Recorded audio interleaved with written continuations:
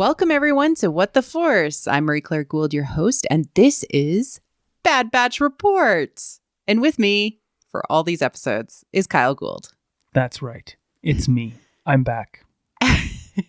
Surprise! Yeah, you may have thought last week was my last week. And if you did, you were in the very small minority, but you were also wrong. Well, I think it was just confusing a little bit for some people who pay attention to all of this stuff that we do, because we will be covering Loki, the TV show for the MCU. And normally you cover those shows with me, but this go around, our teenager Robin is going to be covering it. Yes. And you're sad because you're busy and also sad that I have selected Robin and didn't work around your schedule. But we still have this time together. I'm looking you directly in the eye and saying we still have this time together to talk about the Bad Batch and this fabulous episode 6. Right, but since we're still on Loki and the fact that I don't get to be on Loki, I just really wanted to add, because it came up today, and I'll bring up why it came up later.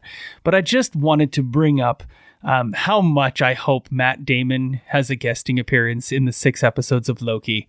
And if he's not there, I'll be very disappointed, because that could have been a really, really fun piece that ties in from Thor leading into Loki. Like that person in universe, whoever plays the Loki, the actor of Loki, Matt Damon. But yeah, but he's a character playing in the world that plays the character of Loki in the play. I want that character who plays that character. I want him in there. I want alternative universe Loki to actually be played by Matt Damon. Oh, that's brilliant. Yes. I would like more Matt Damon in my MCU, especially in this limited capacity. I think that would be the funniest thing around.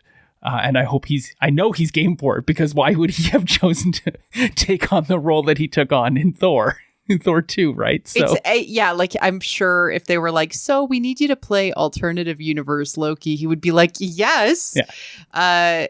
But this isn't high tea Loki. No, I just, you brought it up. I thought we'd have a quick segue. I don't get a chance to ever say these sorts of things to your audience. So there you go. There you are. There you have it. I mean, fair. Matt Damon in Loki, please. Thank you. Goodbye. I will shout that out to you. And now we return. First episode. And now we return to your regularly scheduled programming of Decommissioned. Decommissioned, yes. So, how did you feel about this episode? Well, the general overview of the episode, my favorite episode of them all. Yeah. My favorite episode possibly of all of the last season of Clone Wars and all of the Bad Batch to date. Same. Yep. Samesies. Yeah. Really, really solid from a construction perspective. Tied in characters that if you did not know because you didn't watch season 7 of Clone Wars, were still really, really interesting on surface. And you're like, I want to know more. And then it's like, oh, hey, there they are. And they were presented not in a distracting cameo perspective, but they were presented as characters that had logical reasons to be in the story in that moment. And it didn't distract, and they didn't overly. Sometimes, Star Wars, especially in more recent years, has this spit take camera hey, look who that is.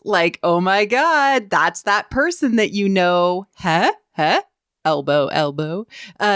Towards cameos inside of its work. There just isn't enough time in 22 minutes, because they've been keeping the length of the episodes to that formatted style, to do the little wink at the camera, and I'm really happy about it. I would prefer that these things are just presented like you happen to run into this person if it is going to be a cameo in that way. And we actually kind of had a couple of cameos throughout the episode. And I have preferred this episode to any episode that brought in another character from a previous thing of anything in recent years. So, yay. Yay for solidly produced content. Yeah, I really liked it. Mm-hmm. I was shocked and appalled. Well, not appalled, just really shocked that happened this week, especially after what I said last week. Yeah. Okay. So rewinding to last week, you were like, I'd really like to see the sisters back in another episode. I think they'd really fit in with the Bad Batch, and I hope that they're in this season. And when we were recording the episode, neither of us could like come up with their names because like we had not. I always want to call them the Torres sisters. I know, but they're the Martez sisters. Yes. And that is Rafa and Trace. Rafa and Trace, of course. Yeah. And, you know, we couldn't think of it in the moment. No. Sometimes you can't, right? Well, that was also off the cuff. Like, it wasn't a planned comment from me. No. It was just I think because Omega doesn't really have any women in her life. And that was my complaint. Yeah. So I was like, but we just got introduced to a pair that are going to be kind of tied into the rebellion coming up here. And that would sure be an interesting segue. And boom, very next episode. It's like you're dialed into the creators' minds. Perhaps. Maybe I should also be an executive in the story group. Do you have I'm not going to call it a ham radio, but a Han radio into their brains? Yes, I do. Yeah, Jason S. Stein and Matt Martin, I were in a little sub Discord group together where we just chat about awesome things we could include in Star Wars. If you don't know, Jason S. Stein and Matt Martin are creative executives. Yeah, they're part of the story group. And part of the story group, like principals in the story group. And Matt is online and he posts lots of stuff regularly. Exactly. So, do you know where Matt Martin got his start? Is it the licensing group? Because that's where Pablo and Leland Chi also got their start. It's so close to that. He was at StarWarsShop.com as one of the buyers and product developers at StarWarsShop.com. And then he got kind of a promotion segue to StarWars.com itself, working on creative content, not like digital asset management and whatnot. Okay. So like exactly where those other guys were in 2007, and he's been with Lucasfilm ever since. And then suddenly he got into the story team for the video games, Battlefront especially first, and that's where he got noticed and continued to climb heroically up the video game side of things. And now he's and he loves the video games, and he's heavily involved in the comics. But yeah, Leland Chi and Pablo both started in licensing. So I don't doubt that he knew them there. And he has climbed the ranks since, and now he's responsible for creative development or at least part of that team. Over at Star Wars. I did have the opportunity to talk with Leland about the story group and what their day-to-day looks like at one point. It was a bunch of years ago. I can't believe how long ago it was. But it's a fantastic interview. I highly recommend if you've never listened to that.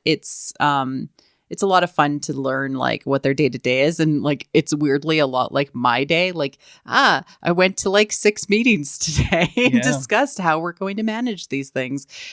Problem solving story, but primarily it's about making sure that they have conversations about what good story looks like and trying to work towards that.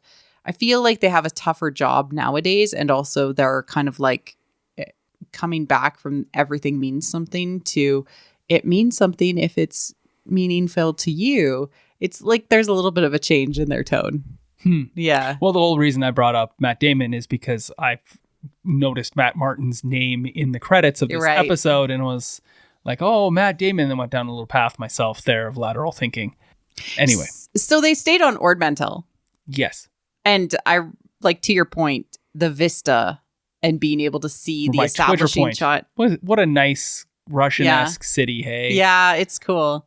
I feel like everything that's outside of that tower, the minarets with it and whatnot, kind of leans up against it, because that alley like seemed to be leaned up against, or maybe it's not even an alley, just a tight street seems to be leaned right up against the big building, the palace of the city itself. Yeah, and I like the establishment is of a person running into the bar, which we don't get any story or context about. And it's about the people in the cantina or the bar rather than the person running into it. I like that. I like the establishment. I liked that it's about Omega kind of being the center of attention in this location. And like, that's exactly what happens when you have, hey, it's a dangerous galaxy and you're taking a kid along. Yeah. And for that aspect of the Bad Batch, which is what I wanted from the beginning, from when I speculated about it. I wanted it to be about this sort of thing. I'm so happy that the kid is coming along for the journey. Yeah. Me too. I just wonder why it's so hard to pull that bow back. It's an energy bow. Why what are you creating the energy by pulling it back? Why is it so hard to pull the energy bow back? It's just rusty. She needs to like rusty. I assume it's an energy bow. Why is there any force at all? There's mechanical pieces to the mechanism. It'd be like if you had a gun and the trigger itself was like stuck because you hadn't oiled it in a while. It doesn't seem to be the case. I don't know. They definitely have looked into it. I feel like you're pretty rusty on this analogy. Yes, you're right. I didn't like I don't. So there's a lot of like, how is Rey so good at these things because she doesn't have any training? And they're like, oh, you know what? We should counter those annoying white nerds or words or pre-counter them with training. We're just gonna give some training here. And I was like, oh, I didn't need that. I mean, it was enjoyable, but it was solely just to quieten that mob. I'm like, don't show training ever again. Just make people awesome at everything they do going forward, and just drive those people away from Star Wars. That would make me happy. Fair. Yeah. I don't need training montages. I mean, because she is a little kid, I have less of a problem with it. That's fair. No, that's fair. Yeah. And I mean, it was funny. She's like, I've got 3. 3 out of 12 just means lucky kid, says Echo. Yeah. That's funny. It was a delightfully well-written scene. And the whole structure of this show flows brilliantly from one scene to the next. None of the scenes are extraneous or extemporaneous. They're all, well, that just means off the cuff. But all of the scenes had relevancy and moved the story forward quickly. Absolutely. I loved that we got to hang around with Sid and her world longer, and that she has very quickly convinced Hunter that this is the right path for you, at least in the meantime. And it isn't even up to like debate. He's just like, oh, you're right. Like he sees the logic. He's got no other way to go. Yeah. Yeah. He's been written into a corner. And exactly. That was actually how he was cornered. No, I don't know. I like the fixer. I like the fixer type setup for mercenaries. It's something that, you and I have played around with in role-playing games, and like having that point of contact that like protects you because you're their money source, but also like gives you jobs and can solve your problems for you a little bit is like, I love that dynamic, and I really like the character of Sid. So I'm happy she's sticking around, and she gives an alternative voice to Omega's experience, which this entire show is framed from. Absolutely. Yeah, I quite liked this episode overall, and I especially liked the end of the episode. We don't end with Sid being given the bad news. Yeah, so that's saving for next time, basically. Exactly. Yeah. Furthermore, the ending that we did get there of the Martez sisters reporting back to whoever that is, we can get to that later, but that tells me they have continued relevancy in the story, because you wouldn't end with them unless they're of like everything in this episode has had relevancy to continuing that story first. It's a linear progressive story, but that means it's going somewhere. And at the end of it, it tells you, hey, we are going somewhere. We're not just helping an ex-clone and his wife and adopted kids off a planet. We will never see them again. This was one of those endings that it made it feel like the universe was bigger. Yep. Right? And there's a mystery as far as like who they know, what they've been doing, how they're working with the forming rebellion, because that's very obvious by the end. And it gives us a lot more of the glimpse into the future. And again, I said, we just have to be patient with this show. It'll start to open up about mid-season. Bah. Voila. Give this to me at the start. I didn't need the fluff. I mean, I think that they were just establishing stuff, and they did more establishing in this episode, but it felt entertaining and really so solid. So absolutely good on you, team. So who was another episode without Crosshair? Yeah. Yeah, we don't know what he's up to. It's 2 episodes in a row. I personally think we might not get him back until mid-season, after mid-season, mid to late season. If they're following a resistance piece, yeah, I think that we may very well get an entirely Crosshair scene episode next. Like that may very well be what we get, is entirely focused around Crosshair and the Kaminoans and Rampart and seeing what's going on there. Instead of back and forth between them. Because I think we need to get more than just a sympathizer in the Kaminoans. There has to be something else that's going on there to give that story greater tension and different perspective. Absolutely. So the mission is to retrieve a tactical droid, which, played quite heavily in the Clone Wars. They're the thinking, learning droids. And in general, like, those are the droids that are most, any droid that can kind of learn from previous mistakes, etc., is a droid that has the potential to be humanized or, change. Tactical droids, though, are considered to be quite evil because they are used in a particular way to win battles and, complete the separatist objectives. We also have a very similar parallel in Rebels when the team goes and the team is like looking for some help that Ahsoka sends them on. She gives them a tactical droid head only, and it brings them to the clones that are on that planet on their like fishing trawler, including Rex. And so there's kind of that parallel there to say, oh, hey, this is leading us down this path potentially. Yeah. I looked at it from a different perspective because it was called Decommissioned. So I went from mission to commission. And so it was interesting to think, okay, well, these droids have all been decommissioned. Yeah. But at the same time, each of these episodes' titles have had some sort of relevancy to the Bad Batch themselves, except for Rampage, which was just dumb.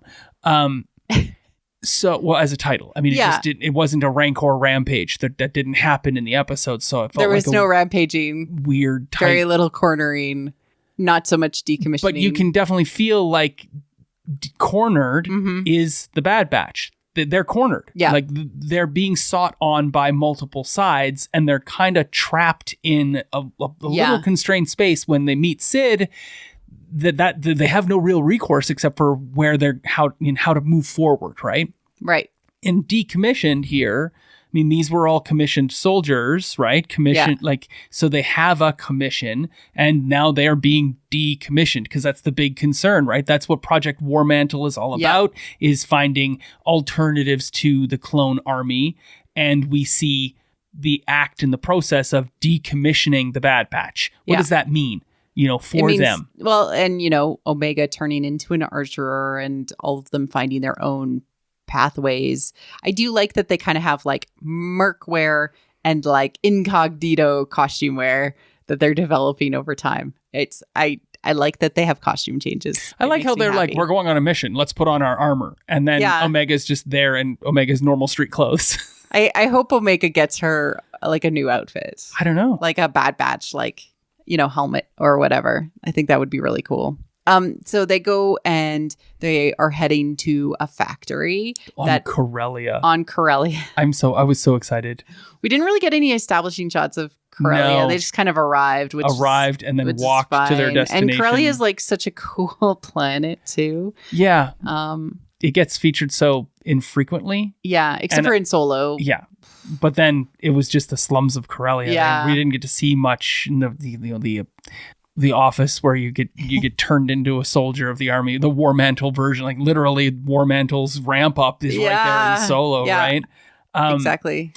And we didn't get to see the oceans of Corellia, which are huge. Yeah, this place is like beautiful. It's because it's got so much economic power, right? It's one of the true powerhouses of the galaxy is Corellia, the system and the main planet. I'm wondering why they were decommissioning droids on Corellia. Maybe it was because they were melting them down for scrap and then reusing that for ships. Maybe that's what it was. But like there's these these droids were literally just thrown onto the conveyor belt to be melted down when there was like they're made up of so many different parts. Yeah, like even pieces. people rip apart cell phones so that they can get the specialty metal that is required all the to make copper wiring out because copper and iron aren't going to make a great melded alloy, right? So yeah. I was puzzled, but at the same time I understood the purpose of this forge is not necessarily to break down the droids, but to create a sense of urgency for the scene with Omega. It did feel very much like a reverse Attack of the Clones droid army scene, you know, creating the creation of the droid army. Yeah. The deconstruction of the droid army. It made good sense. Personally appreciated that this was not obviously a Empire outfit because all of the people that worked in the factory were wearing safety gear. Yeah. And there was tons of railings. Tons of safety gear. I was puzzled that Corellia seems to employ police droids. Yeah. And only seems to employ police droids. That seems weird. It did seem very strange. Mm-hmm. I get, though, when they make the announcement and it's like, oh no, we're under attack. Call, lock everything down, because they're dealing with sensitive droid robotics and paraphernalia. But all of those droids had blasters on them, and you're just going to throw those into a melting pit. Aren't those going to explode? I think it was like the simplest way power to do packs this story. But anyway, like this was valuable technical gear that was being decommissioned and they would tear out. that apart slowly and make sure. Yeah, but even if they weren't doing that, it made sense, the response. Yeah. Like the response of police droids just continuing to barrage. It felt like the Cyberpunk video game before they fixed it, where if you accidentally bumped into a pedestrian on the street, suddenly you had like a bajillion cops around you and you have no idea where they came from. They literally just appear like agents, like agents in the Matrix. Yeah. That's what these police droids, they just keep coming. Like, we will not stop. There are lots of us. It's like, policing in Star Wars has gotten strange. It has. I didn't really like the concept of police droids in general. Yeah. I'm just going to throw that out there. I didn't like it. Well, let's see. I empathize with droids too much, and this makes me upset. None of the police droids actually shot and got anyone. So I'm wondering if those police droids are just there to cease and desist. Mm-hmm. Right? They're not there to take matters, to take lives and whatnot. They're police droids. So that's another responsibility. And if they get taken down, there's another one that'll come in to replace that police droid. I think so. Like, none of the battle droids or any of our principal characters, other than Wrecker, got shot. Yeah, that's true. And there was a lot of blaster shots fired. That's true. So many. Heading off on our adventure, we had established early on that Wrecker has a fear of heights in that episode, which makes me go, maybe the boulder throwing is a defense mechanism against the heights. He's like trying to throw the boulder at the heights. Yeah, maybe. Maybe. Yeah, to Wrecker, I really appreciated his whole storyline, his fear of heights, those challenges associated with that, and the continued conversation around his chip causing his headaches, and then getting concussed a little bit, and that seeming to trigger the good soldiers follow orders mantra that we had seen from we'd heard from Crosshair. Yeah. Again, I called that, like, when I was like, he's holding his head, it's going to be a thing. I don't think that was an exceptional thing to call. Like, I think they were leading us quite well from a foreshadowing perspective.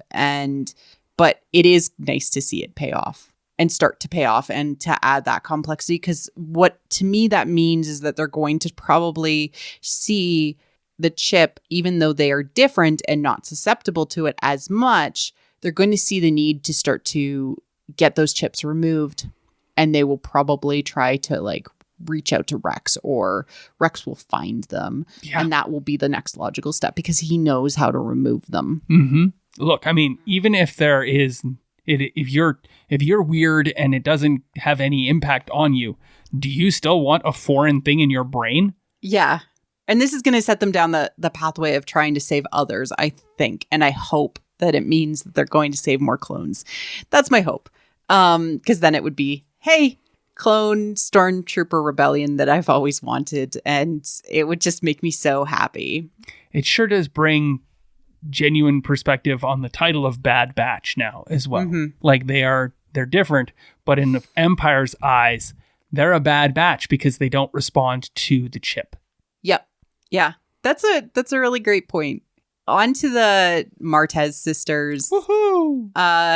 I personally love that Omega is being presented with different types of feminine and femme-identifying role models that she can like see differences between her brothers. That's what the Bad Batch are. and Echo and other women of the galaxy. And this to me is just like, although they didn't make the story centered around a mother-daughter combo, the fact that they are consistently bringing in Sid and Fennec and the Martez sisters, who have become like kind of older sisters or cousins to her in a way. Like if they ran into Omega on the street, they protect her. Yeah, they know her name now. Yeah. But like, I definitely see that like, hey, see you next time, kid. Well, Trace ran to save her life. Yeah, right? exactly. Like, I just really needed that for the show.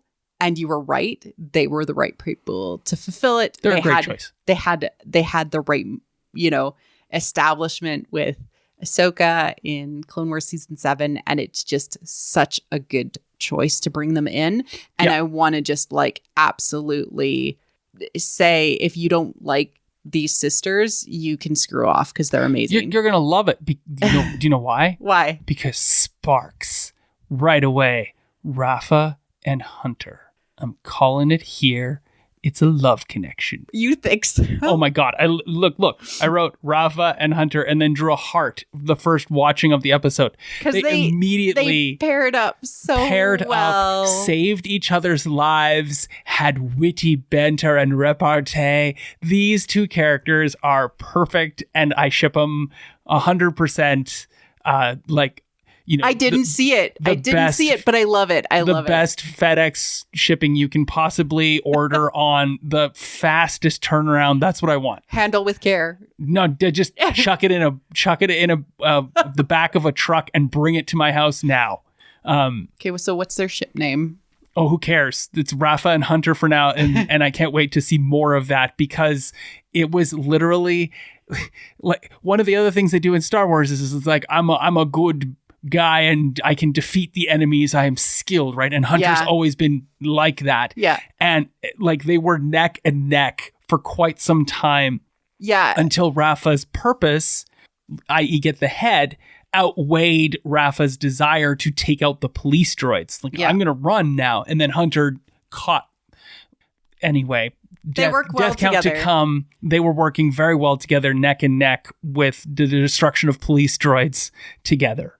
And I really loved that Trace and Rafa were still not 100% good at everything. Yeah. And like they're still like figuring stuff out. And but yet fighting with each other. And yeah, it felt real. And I just love that they've gone on. And although they're not maybe doing it as well, they're facing the galaxy and trying to do what's right. Yeah. And that was great. And then Hunter like handed over the information in the end. Data spike. The data spike, which was so cool. I like seeing data spikes. They're really cool looking. Who doesn't love a good data spike?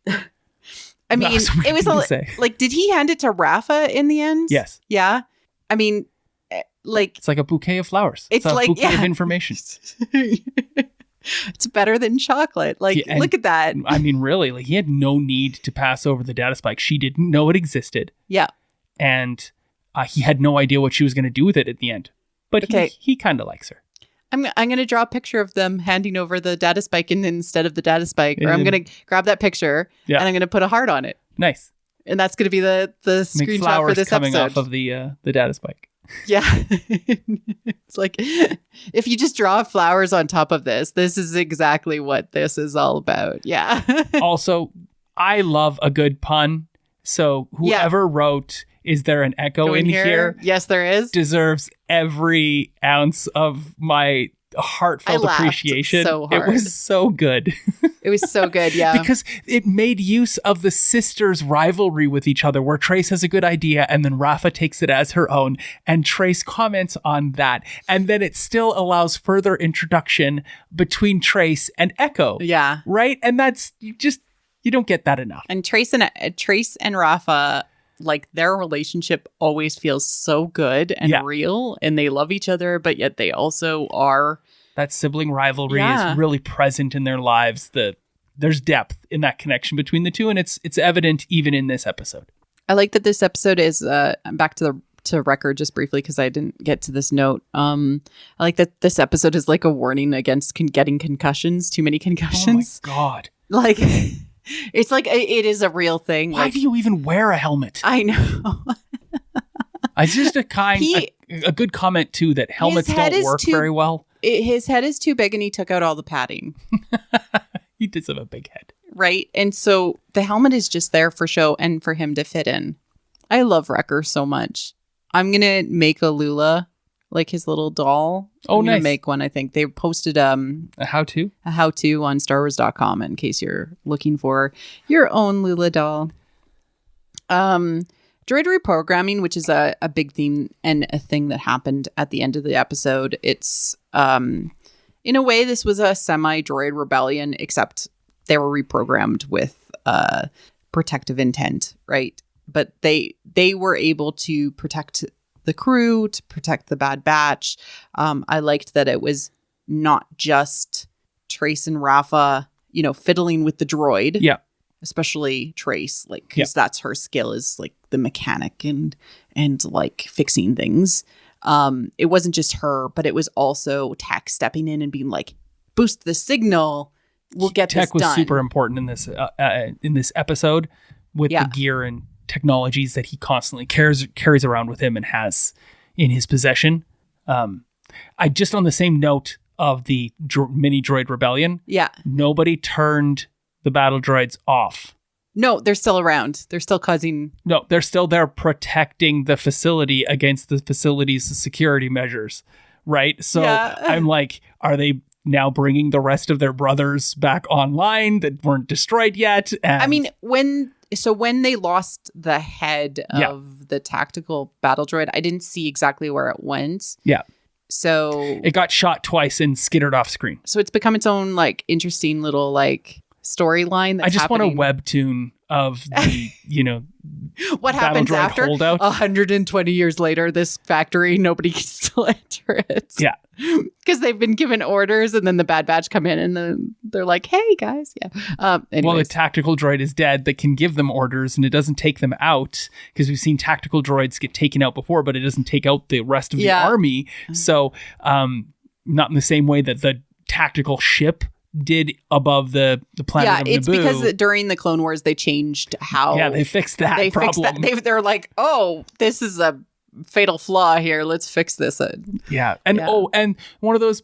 I had two favorite lines of the whole episode, but one of them was said by a battle droid as he gets up and he's like, did we win? Yeah. And that's, of course, Matt Wood, who does all of the battle droid voices. And so we got that in addition to... Yes, we actually had a couple additional voices once again brought in this episode. Sam Riegel was brought in, as well as Liam O'Brien, which you probably don't know this. Maybe the people who are listening don't know this. I mentioned it last time, but Sam Riegel, you would know him. He is one of the principal people at Critical Role.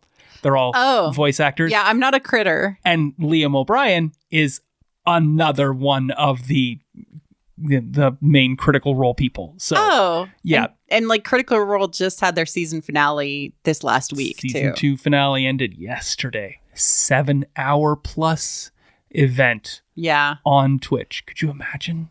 I'm happy they scheduled in a pee break. More than one, yes.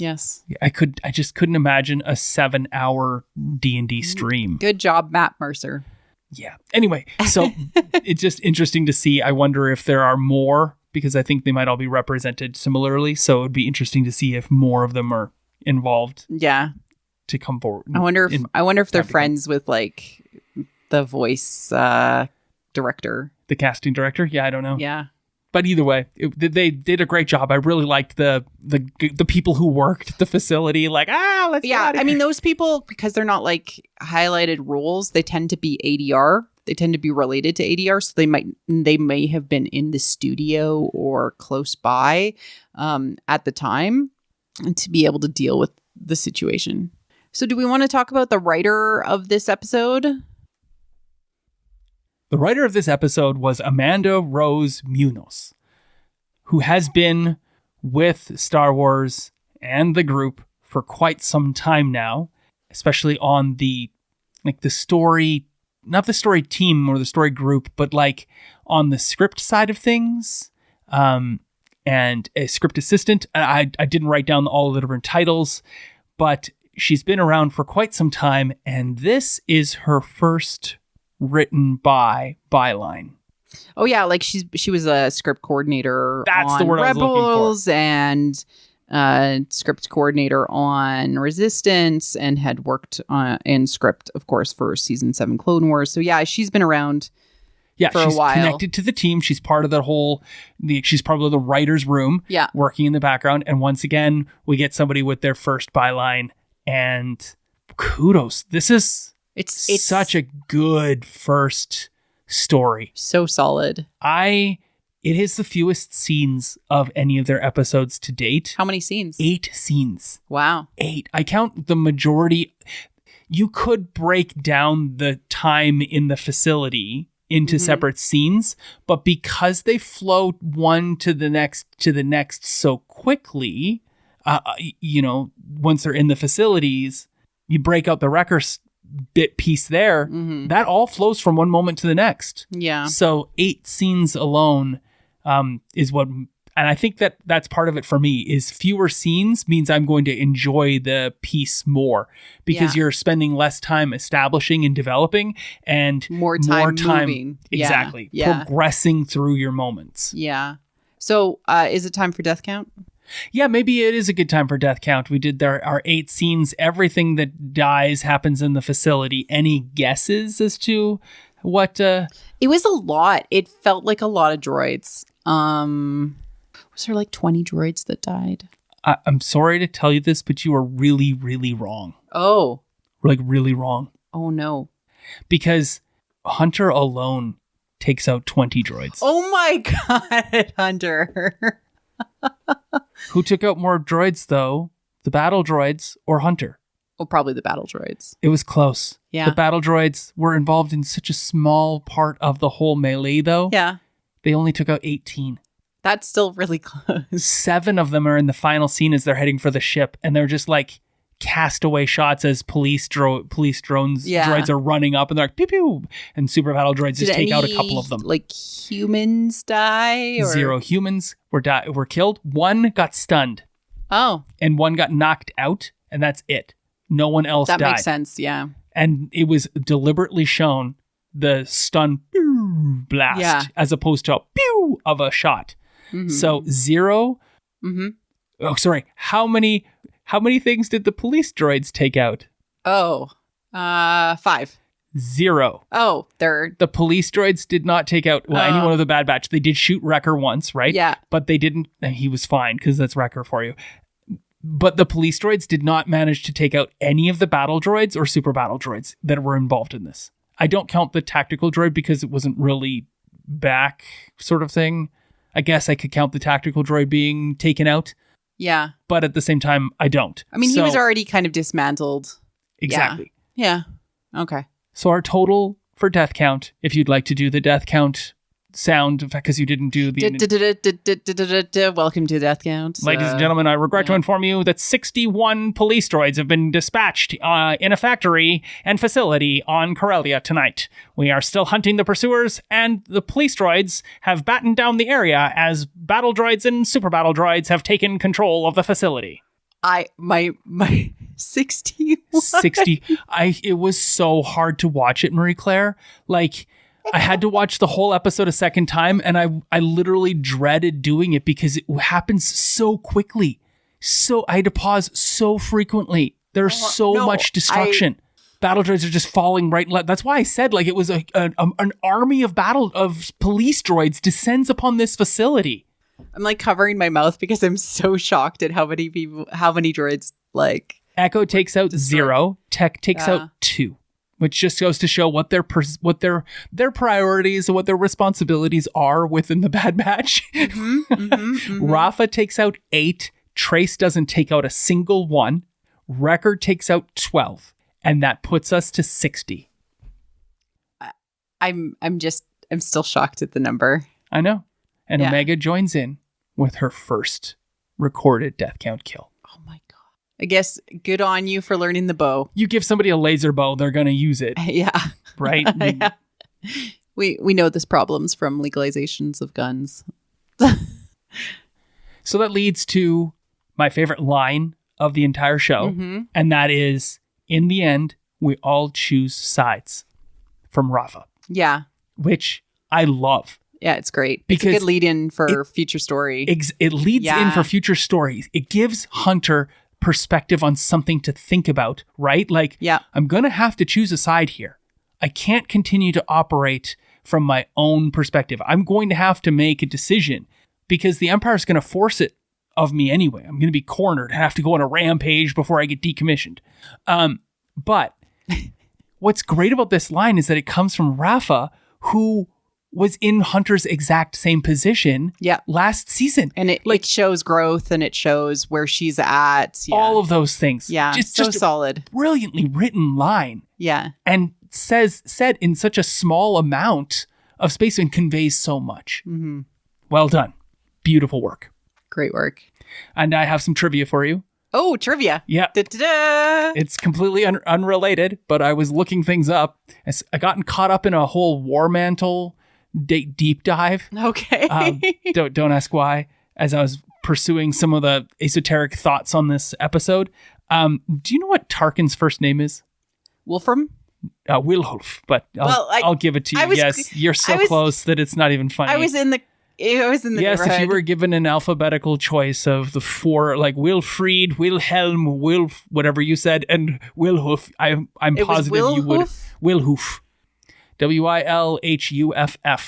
I feel like I've only seen it written. I know. So whoever would, like, he probably hates it so much. Yeah, I feel like I've only seen it written, and when I've only seen things written, I make assumptions about how it sounds because I can't decode the word. That's fair, but nonetheless, if you'd given me a multiple who cares? You got it right. Okay, thank you. Yeah, Wilhelm or whatever it was you said is close enough. If this is Star Wars Trivial Pursuit, I would have won. Yes, again. But nonetheless, I was like, I didn't know Tarkin even had a first name. I think he was like Madonna and just he's just Tarkin. He's just Tarkin, yeah. Yeah. He had parents once too. What's also funny is that it's a bad guy enough name that I've hated it ever since I first heard it. Tarkin. I'm like, I don't know. You're a bad guy. His first name makes it worse. His first name is even more bad guy. Wilhoof Tarkin. Yeah, you are now valedictorian of evil. So congratulations. Can you please make your acceptance speech? Thank you for coming. No, he did. Kind of in A New Hope. Right. Now is our moment of triumph. I hate him so and then she dies. He's such a good bad guy for the Bad Batch overall. I want more Rampart at this point. Right. He's interesting because he seems to have interesting, unique motivations. Yeah. And I've mentioned it before, but who's the guy that turns from the Empire in Rebels with the nice facial hair who becomes Fulcrum? Callus. Yeah. I hope Rampart is a Callus, a progenitor to Callus. Right. That would be interesting. Not just have Crosshair come back, but also others. Yeah. It'll help if this is the case, and we do get Crosshair scenes. Rampart is a smart, intellectual person. Does he have any measure of morality? And if he does, he'll see the error of his ways. Yeah. That would be interesting to see that development through the Crosshair piece as he brings Crosshair back. Yeah. I don't know if that's what we're going to get, but we don't have any other characters. So redemption of Rampart, who already has done 2 horrendously terrible things in the world, and that is put controls over the capital of the world, the galaxy. Yeah. And via the financial system. Exactly. Yeah.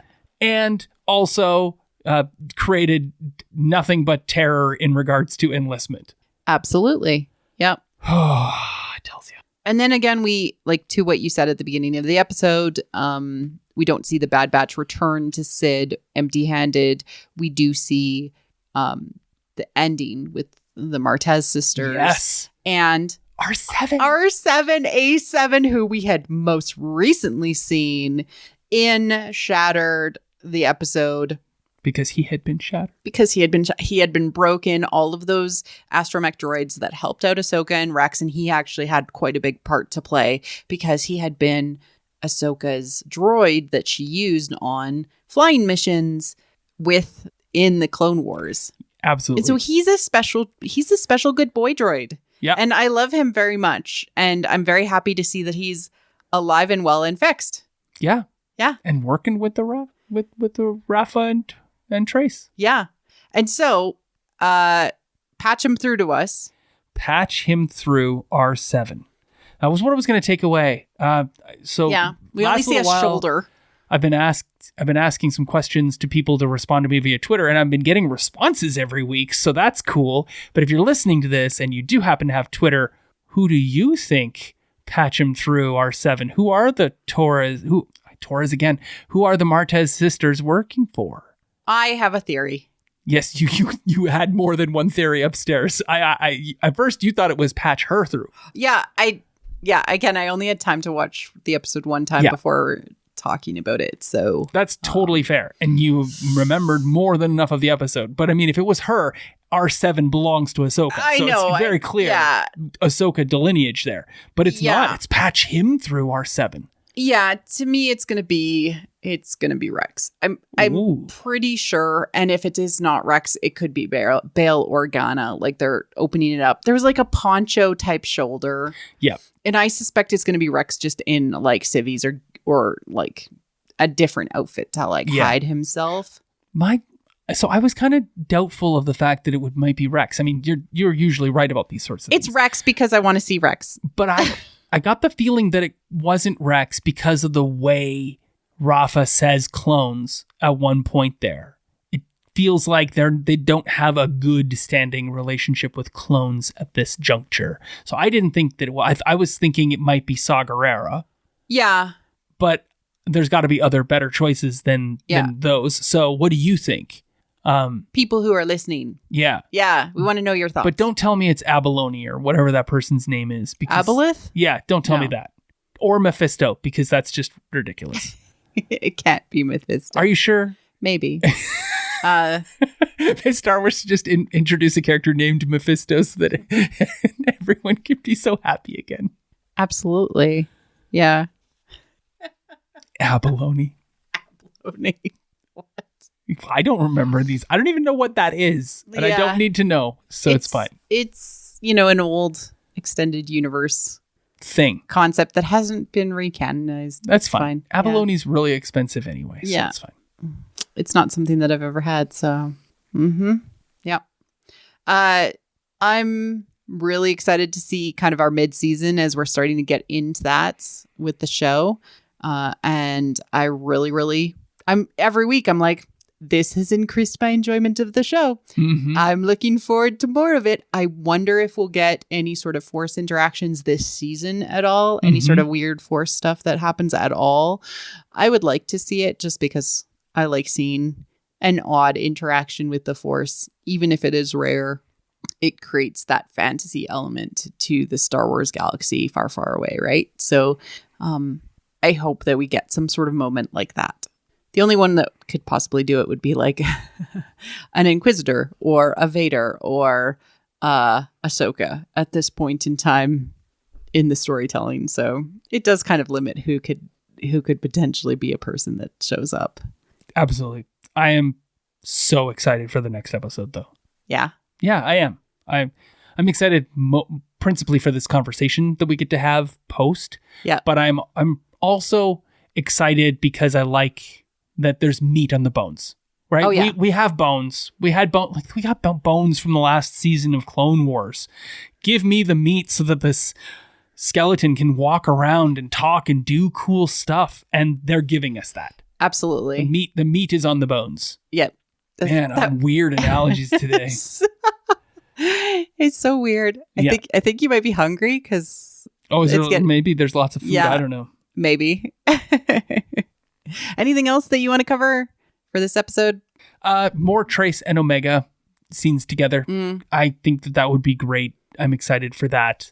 And that's all I got. And like to your point, they'll definitely be back because that's how they have established their story, that it wasn't a goodbye. It was merely a farewell for now. Yeah.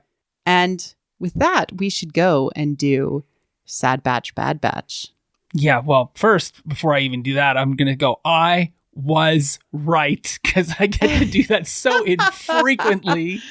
I was right. You're doing your victory lap in our minds. And I know it was awesome. I am very impressed with you that you have thought. I have thoughts. You have thoughts, and those thoughts are quite solid. It brought forth into reality. So because of that, and just because of how much I liked the episode, I'm going with Glad Batch. Good. And you know, Pride Month. Yeah. Glad Batch. I'm going to go with Vlad Batch, because we've been watching Castlevania. No, I'm going to go with Mad Patch because of the patch up job of the droid that ended up saving their day and how mad it was in the last moment, and sort of like a Hail Mary. Mad like frenetic, yeah. Yeah. It was good. Yeah. Pacing was great. This is all around highlight reel episode of The Bad Batch and the last season of Clone Wars. Put it out there. I think this tops all of those episodes? I don't know. I don't know. Ahsoka one with Darth Maul, is that Shattered? No, that was the Battle of Mandalore. Well, I thought the episode was called Shattered when she breaks the glass and he falls. No, Shattered is that the ship falls from the sky and then she rides it down just as Order 66 happens. Oh, okay. Yeah. But yeah, that entire end arc is really, really solid. I've really, really appreciated how much this story has built on itself so far. Absolutely. And where it's going and all of the potential. And if this is like not even the high point, I'm in for the ride now. Like they got me. Yeah. Yeah. And I can't wait to see you back here next week, as we probably are going to get to see more Ord Mantell. Yeah. It seems like they're staying there at least for now. Yep. Which is cool. Unless we get Crosshair and Rampart. Yeah. The love story. We need a ship name for Rafa and Hunter. Oh, yeah. Rafa and Hunter, yeah, okay. We need a ship name, so if you have... I was like, does Rafa and Trace's ship have a name? I don't even remember. No, they did say it had a name. Yeah, I just don't remember. They also said there's probably a name in the Clone Wars, and I don't remember it right now. But yeah, they called for R7 to bring the ship over, which was cool. But yes, we need a ship name for Rafa and Hunter, because I'm all aboard this ship. Absolutely. So, yeah. Where can people find you, Kyle, if they are looking for you online? You can find me on Twitter at TavernTalesDM. Thank you, everyone, for checking us out, and we will see you back next week. Unless you're tuning in to Marie Claire's live stream, which will come first on What the Fiction on YouTube. Oh, yes. So pop over there and then come back here on Saturday? It comes out Saturday for Patreon. Right. And then Monday. Okay, so here's what you're going to do. You're going to go to the Patreon today and you're going to sign up so you get this quicker than you do just on Mondays. And then after you do that, on Thursday next week, you're going to pop by and check the recap episode of Loki on the What the Fiction YouTube channel. And I don't doubt that it'll be hilarious, controversial, and full of teenage angst. And madcap. Yes, that as well. So check that out next Thursday at... It's going to be at 6 p.m. Pacific time, 9 p.m. Eastern. So late. I mean, it is high tea, and traditionally high tea is in the evening. Perfect. For high tea, low key, and then come back over here after you catch Bad Batch on Saturday because you're a Patreon member and hear our mellifluous voices regale you with thoughts you probably also had as well. But you're here with us. I mean, you're here because I counted all the droids dying. Like, who's doing that? Who's doing that? Why? Because we care. And I think it's an important metric to keep track of how much death happens. And compared to the Clone Wars, typically the show is significantly less. Wow. Like very few actual humans have died. A lot of droids have passed. But very few humans so far. Well, thank you for sticking with us, and you will hear from us next week. Yes. See you then. Cheers. All right, let's go play some disc golf. Thank you for listening to What the Force. I'm Marie-Claire Gould, your host. Our music is orchestral music by Christy Carew for What the Force. We have a Patreon at patreon.com/whattheforce. We like to thank all our patrons, especially those who love and are obsessed with What the Force. Brad, Cheryl Bell, Melody, Night Huntress in Wild Space, Felicia, How Rude, Anna Perez, Macau Mom, Neil, James, Joellen D, Christian Luca, Josh Johnson, Scott C, Susan, and Adam Dyson. Make sure to like and subscribe on YouTube or leave a 5-star review on iTunes or other pod apps. It helps people find the show. Check out our other channel on YouTube or other podcast feeds, What the Fiction. You can connect with us on Twitter at WT Force Show, What the Force Podcast on Facebook, or our website, whattheforce.ca, or on our Discord. Links are in the liner notes. Feel free to reach out and start a conversation. Cheers.